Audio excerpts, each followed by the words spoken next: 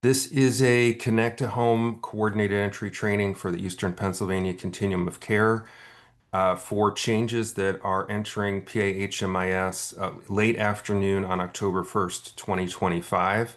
These changes are required by the HUD 2026 data standards, and these are only the changes that impact core entry specialists doing core entry project enrollment. First, you will note that in looking in the training environment, which is being displayed now and will be in production later today, you will note first that the gender question has been removed. We are no longer able to or supposed to ask that question, so that question and those answer choices have been removed completely. That question has been replaced by a new required question, which is what was your sex at birth? So you can see that sex is a required answer. The answer choices are female, male, client doesn't know, client prefers not to answer. Those are the only choices. There are no other choices allowed. And we never want to select data not collected because we really need this data at core entry to understand the demographics of who is experiencing homelessness in our COC.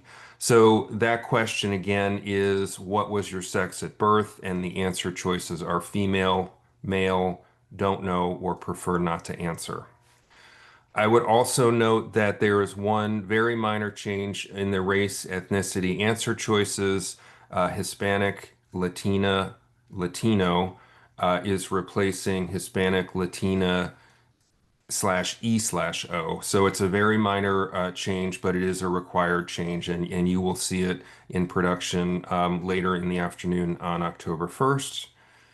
The other thing, and I'm not going to go through the workflow, but as you move through the client intake workflows after the update, you will note that we no longer have a language translation assistance request screen.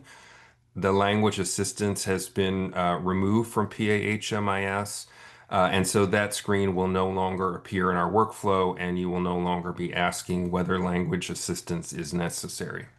So the last question is or the last update is a procedural question, which has to do with the fact that in the Eastern PACOC, we do have a handful of emergency shelters that we refer to from coordinated entry that have sex-defined eligibility criteria. So, for example, a shelter that is only for single men, or a shelter that is only for women and young adult girls.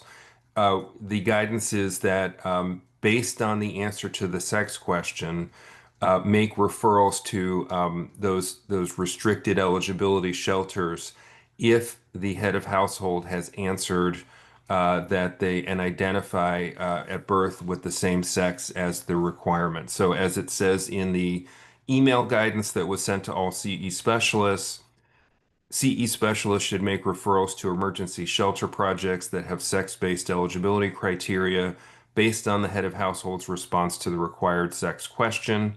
If the head of household prefers not to answer that question, then that person should not be referred to any shelter that has sex-based restrictions. So these are the changes that impact core entry project enrollment. All core entry specialists, call center, and access site will have to utilize these changes. They are effective on October 1st, 2025, and they will be in the HMIS production environment later in the afternoon on October 1st. So until then, continue to use the old workflow, but as soon as the updates are made the late afternoon of October 1st, you will then be required to ask and answer the sex question, as well as no longer be asking the gender and language assistance questions, and finally making referrals to sex-based restricted shelters based on the answer to the required sex question.